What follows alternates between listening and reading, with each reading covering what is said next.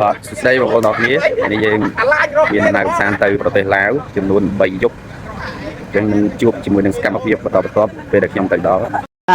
ហើយចាំមើលវាតទៅមុខទៀតវាយ៉ាងបាទពេលយើងទៅដល់កំពង់ផែគឺយើងឆ្លងទៅកោះគេហៅកោះ1000នៅក្នុងចំណោមកោះ1000ហ្នឹងគឺកោះខុនដេតបាទយើងជិះទូកទៅ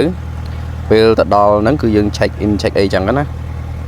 ក្រោយពីយើង check in រួចហើយមិនបង្អង់យូរគឺយើងនាំគ្នាជិះកង់គេហៅជិះកង់កំសាន្តជុំវិញកោះហ្នឹងគឺទៅតាណាក៏សិតទៅផ្លូវបេតុងដែរហើយបន្ទាប់មកទៅដល់កន្លែងមួយគេហៅថាមានកបារតេះភ្លើងសល់ពីចំនួនមុនអញ្ចឹងគេទៅដល់នាំគ្នាថតរូបថតអីនៅកន្លែងហ្នឹងអញ្ចឹងណាបាទក្រោយពីចេញពីកន្លែងហ្នឹងហើយយើងធាក់កង់ទៅកន្លែងផ្សេងបន្តទៀតអញអស់និយាយមកចេញពីកន្លែងដែលកបារតេះភ្លើងហ្នឹងគឺយើងធាក់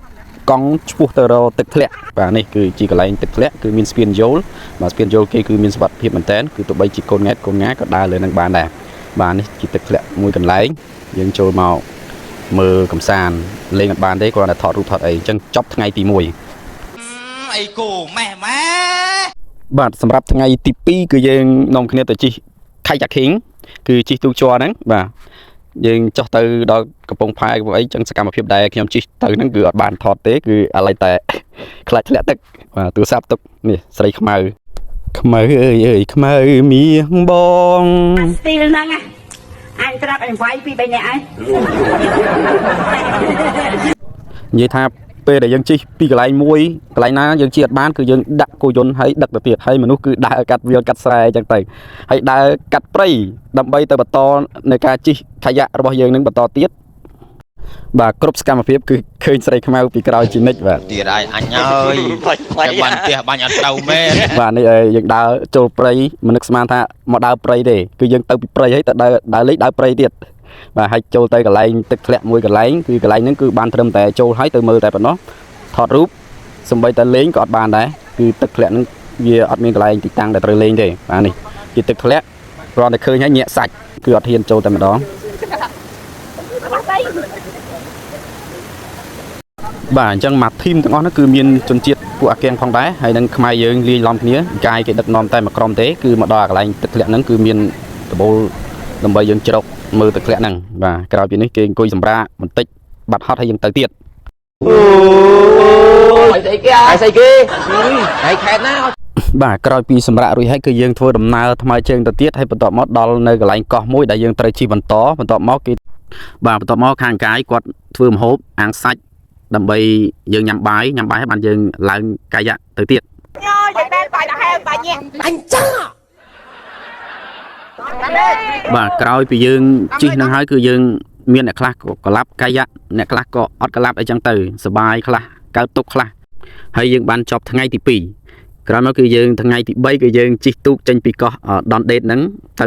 ត្រើយមកខាងនឹងវិញដើម្បីទៅលេងកំសាន្តនៅកន្លែងផ្សេងទៀតបាទនិយាយថាធីមទាំងអស់ហ្នឹងពោពេញទៅដោយស្រីស្អាតបាទខាងក្រៅហ្នឹងស្រីស្អាតបាទហើយទិញមកជូរទិញអីចឹងទៅយកទៅទឹកធ្លាក់ដើម្បីមើលទឹកធ្លាក់គេជិះខ្សែរ៉តអីនៅកន្លែងហ្នឹង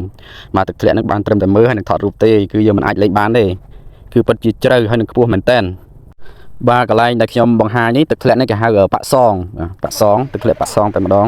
ហើយខ្ញុំធ្លាប់ទៅ2ដងហើយនៅកន្លែងហ្នឹងគឺវាពិតជាស្រស់ស្អាតដូចផ្ទាំងកំណូតអញ្ចឹងបាទក្រោយពីយើងមើលទឹកឆ្អែតហើយគឺយើងញ៉ាំអាហារនៅកន្លែងប៉ាក់សងហ្នឹងតែម្ដងបាទយើងញ៉ាំអាហារជុំគ្នាបន្ទាប់មកគឺយើងចេញដំណើរទៅកន្លែងមួយទៀតបាទកន្លែងហ្នឹងគឺពេលទៅដល់យើងអត់បានដេកទស្សនៈទេអីទេគឺដេកជាតង់នៅតាមកញ្ចុះគេហៅបឹងកាឡូប៉ុន្តែបែបតង់បាទនៅកន្លែងហ្នឹងគឺនៅមាត់អូហើយត្រជាក់មែនតើបាទដល់ពេលល្ងាចគឺយើងជុំគ្នាញ៉ាំអាហារគឺហៅដូចបុហ្វេអញ្ចឹងគឺយើងចាប់អាហារញ៉ាំដោយខ្លួនឯងបាទទៅប្រហែលថ្ងៃហ្នឹងគឺអត់បានញ៉ាំសាច់ទេគឺគេហៅបន្លែរហូតគឺម្ហូបបួសតែម្ដងបាទញ៉ាំផ្លាស់ប្ដូរមួយយ៉ាងដែរបាទផ្លាស់ប្ដូរមួយយ៉ាងដែរគឺអាហារសម្រាប់សុខភាពអញ្ចឹងបើញ៉ាំបានបែបហ្នឹងរាល់ថ្ងៃគឺពិតជាល្អក្រោយពីញ៉ាំអាហាររួចហើយយើងគិតថាអស់ចិត្តនៅទឹកធ្លាក់អត់តាន់អស់ចិត្តទេគឺយើងទៅទឹកធ្លាក់មួយកន្លែងទៀតបាទហើយទឹកធ្លាក់ហ្នឹងគេហៅថាទឹកធ្លាក់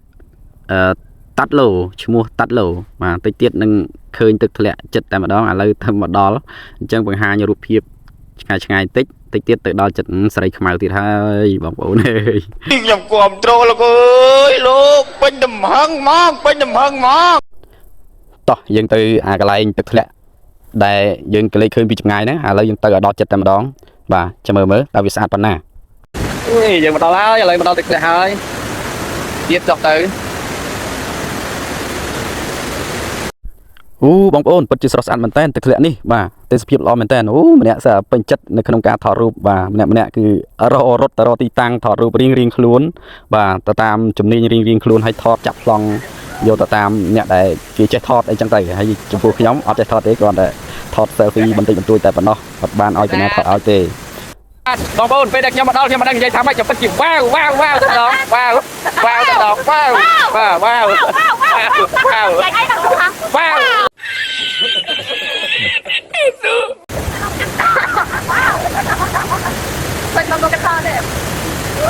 មានអារម្មណ៍ថាម៉េចបាទអារម្មណ៍សប្បាយចិត្តហើយទៀតវ៉ាវគាត់អត់ទៀតតែនេះគឺគាត់ជាមានអារម្មណ៍ថាក្នុងខែខ្លាំងណាស់តែទីគាត់ថាខ្ញុំនិយាយអីឯងខ្ញុំនិយាយថាវ៉ាវ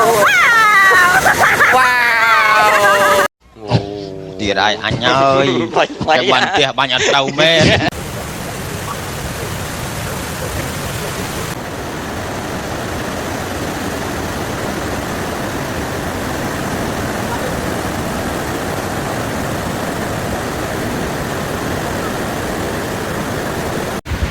បាទសូមអរគុណបងប្អូនទាំងអស់គ្នាគឺដល់វេលាដែលត្រូវបញ្ចប់ហើយនឹងជម្រាបលាទៅប្រទេសខ្មែរវិញបាទបាយបាយ